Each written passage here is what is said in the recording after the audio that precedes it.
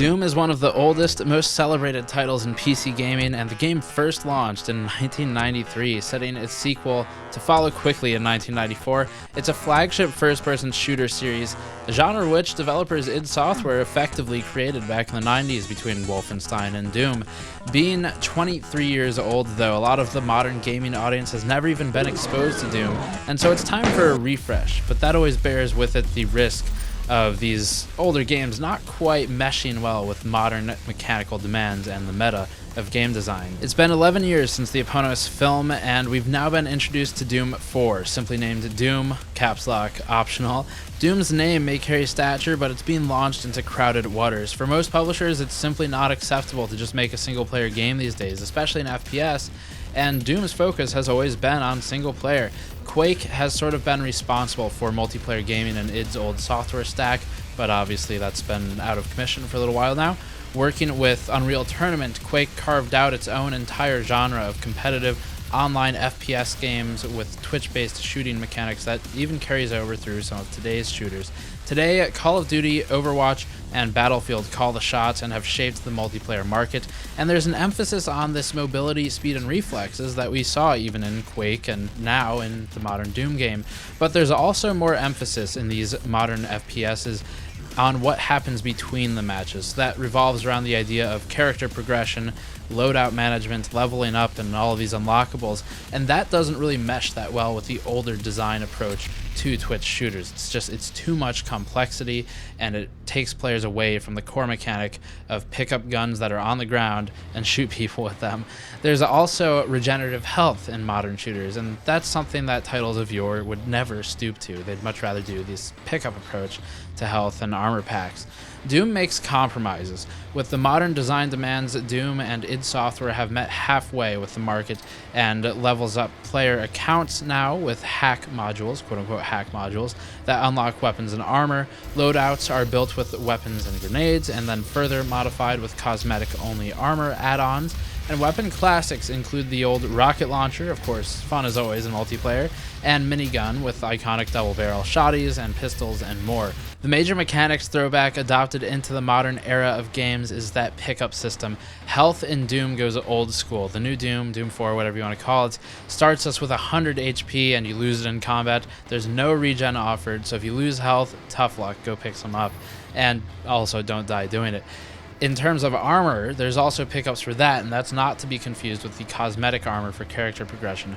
Armor pickups dot the map and offer, of course, a bit of armor before your health, so it's a buffer, and it's similar to Quake and UT in that approach. Map design also goes old school, and this is something that we really liked with the new Doom game. It offers a unique mix of platforms and passages that leverage the game's double jumping and ledge grabbing Twitch mechanics perfectly, so there's a flawless execution of Twitch-based high-speed shooting and a lot of punching, by the way, mechanics.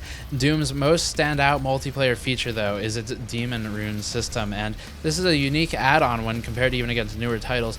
Demon Runes spawn in fixed locations, kind of like the old UT Redeemer, and they have long cooldowns on that spawn time.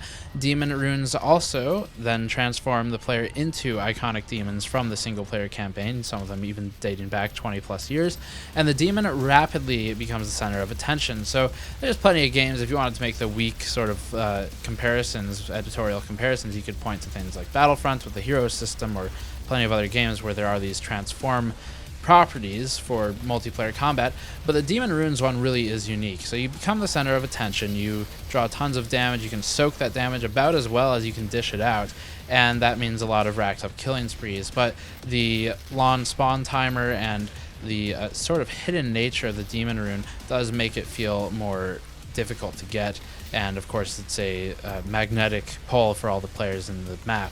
But there's one major oversight with Doom 4, and id completely overlooked this feature. It's simply a free-for-all mode, a game mode that effectively is just a deathmatch in multiplayer.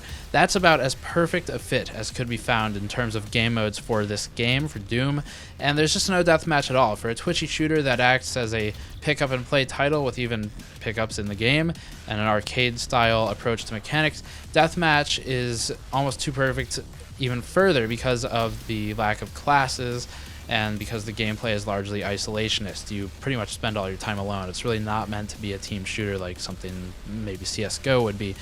We can only imagine how fun an insta-jib toggle would be in a deathmatch type mode, but I was reading that some of the alpha files contained references to an FFA or deathmatch mode, so it is possible that id will consider adding this in the future.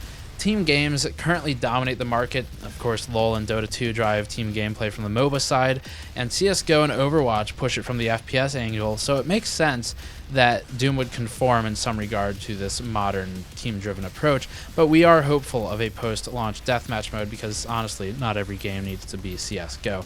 Regardless, it uses the environment and atmosphere design and combat design to keep players fiercely engaged in both single-player and multiplayer gameplay.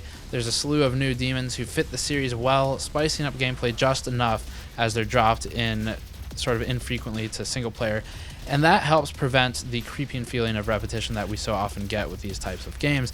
Finishing moves also add some satisfyingly violent and gory animations, not the least of which is what I'm just going to go ahead and call the stop hitting yourself attack, when you rip the arm from a demon and proceed to beat him over the head with it.